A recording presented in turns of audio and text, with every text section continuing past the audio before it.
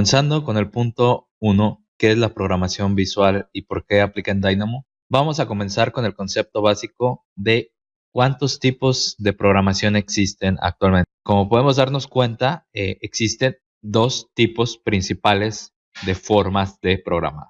Por un lado tenemos la programación textual, que es la que usualmente conocemos y es donde se tiene que picar código para generar un programa o una aplicación. Y por otro lado, tenemos la programación visual. Esta programación nos permite, a su vez, de estar generando el código, poder visualizar elementos de manera intuitiva que nos permitan ver cómo se está encontrando nuestro desarrollo de código. De manera resumida, la programación visual es cualquier lenguaje de programación que permita a los usuarios crear aplicaciones manipulando gráficamente los elementos del programa, en lugar de especificar textualmente. Esto mediante expresiones visuales, arreglos por medio de cajas, símbolos gráficos, etc. La mayoría de estos se basan en la idea de cuadros y flechas, donde los cuadros y objetos de la pantalla se tratan como entidades conectadas por líneas o por flechas. A continuación, en la imagen se muestra un ejemplo muy claro.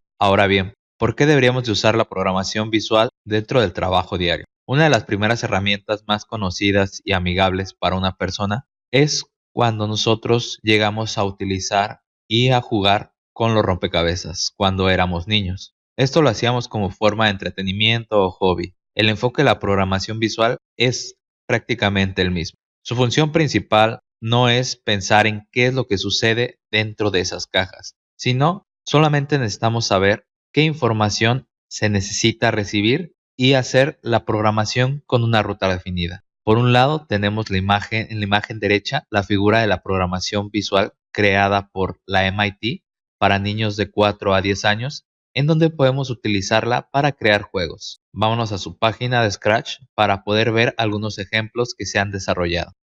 Una vez en la página de Scratch MIT, vamos a seleccionar uno de los proyectos destacados para poder visualizar de una manera más sencilla de lo que hablamos. Ahora bien, esta es una secuencia bastante sencilla